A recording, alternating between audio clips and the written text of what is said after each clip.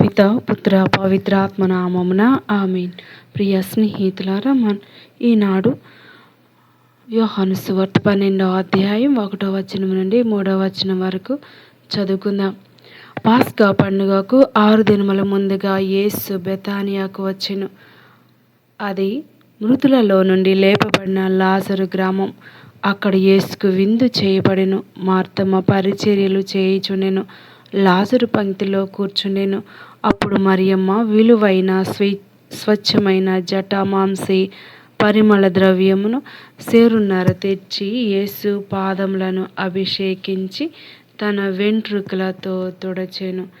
ఆ పరిమళ ద్రవ్యంతో గృహమంతయు గుబాళించెను. ఈనాడు యేసు ప్రభు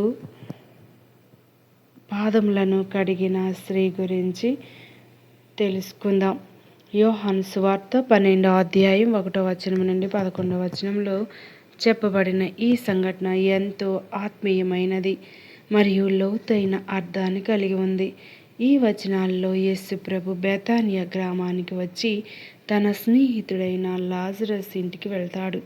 లాజరు మరణించిన తర్వాత యేసు ఆయనను మృతులలో నుండి లేపిన అద్భుతం జరిగింది. అందువల్ల ఆ ఇంటి వారు యేసుకు కృతజ్ఞతగా భోజనాన్ని ఏర్పాటు చేశారు.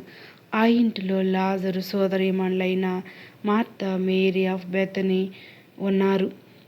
మార్తా సేవ చేస్తూ ఉండగా మరియ యేసు పాదాల దగ్గర వచ్చి ఒక విలువైన సుగంధ ద్రవ్యాన్ని తీసుకొని ఆయన పాదాలను అభిషేకించింది. ఇది ఒక గౌరవ సూచక చర్యగా భావించబడింది. మరియ యేసు పాదాలను కడిగిన వ్యక్తి.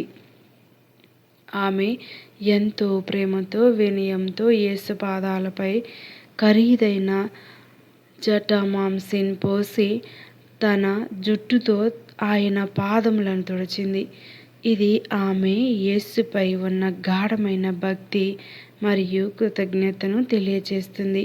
ఈ చర్య సాధారణంగా రాజులకు లేదా గొప్పవారికి చేసే గౌరవంగా భావించబడేది.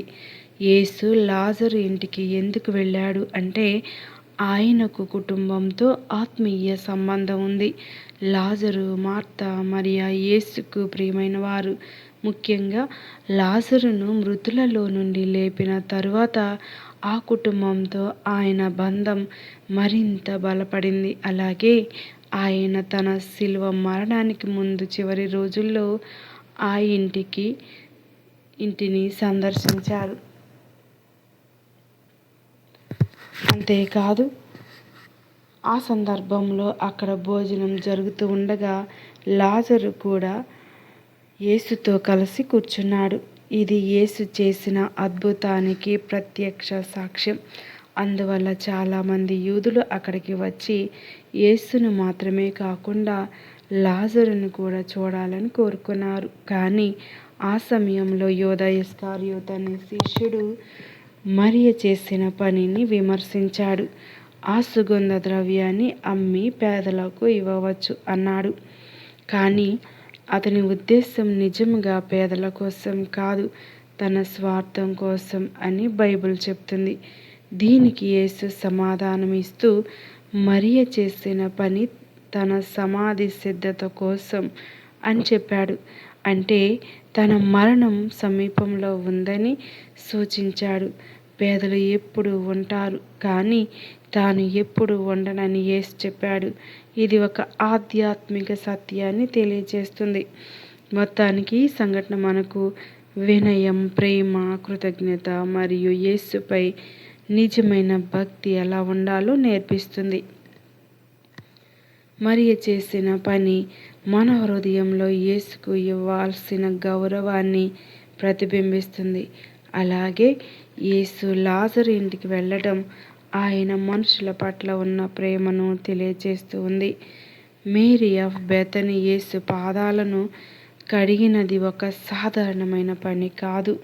అది లోతైన ప్రేమ, కృతజ్ఞత మరియు ఆత్మీయ అర్థంతో కూడిన చర్య. మొదటిగా ఆమె యేసుపై ఉన్న అపారమైన ప్రేమను చూపించడానికి ఇలా చేసింది. యేసు ప్రభు ఆమెకు గురువు మాత్రమే కాదు, జీవాన్ని ఇచ్చిన ప్రభు. అందుకే తన హృదయాన్ని పూర్తిగా అర్పిస్తూ ఆయన పాదాలను కడిగింది. రెండవది, ఇది కృతజ్ఞత యొక్క సూచన. ఆమె సోదరుడు లాజరు మృతిలో నుండి లేచిన తరువాత ఆమె హృదయం కృతజ్ఞతతో నిండిపోయింది. ఆ ఆనందాన్ని, ధన్యవాదాన్ని వ్యక్తీకరించడానికి ఆమె ఈ విధంగా సేవ చేసింది. మూడవది, వినయానికి ఇది గొప్ప ఉదాహరణ. ఆ కాలంలో పాదాలను కడగటం దాసుల పని. అయినా ఆమె తన గౌరవాన్ని పక్కన పెట్టి వినయంతో యేసు పాదాల దగ్గరకు వచ్చి సేవ చేసింది. ఇది ప్రభు ముందు మనం వినయంగా ఉండాలి అనే సందేశాన్ని ఇస్తుంది. నాలుగవదిగా, ఆమె ఉపయోగించిన నాటు సువాసన చాలా ఖరీదైనది. అంటే ఆమె తనకు అత్యంత విలువైన దాన్ని యేసుకు సమర్పించింది. ఇది మనకు ఉత్తమమైన దాన్ని దేవునికి ఇవ్వాలి అనే ఆత్మీయ సూత్రాన్ని నేర్పుతుంది. ఐదవది, ఇది యేసు మరణానికి ముందస్తు సిద్ధంగా కూడా ఉంది. యేసు స్వయంగా చెప్పారు, ఆమె ఈ పని తన సమాధి కోసం చేసింది అని. అంటే ఆమె ఆత్మీయంగా యేసు బాధను గ్రహించింది. మొత్తానికి మరియ యేసు పాదాలను కడిగింది. ప్రేమతో, కృతజ్ఞతతో, వినయంతో, మరియ విశ్వాసంతో. ఈ సంఘటన మనకు కూడా అదే విధంగా ప్రభువునకు మన హృదయాన్ని అర్పించమని పిలుపునిస్తుంది.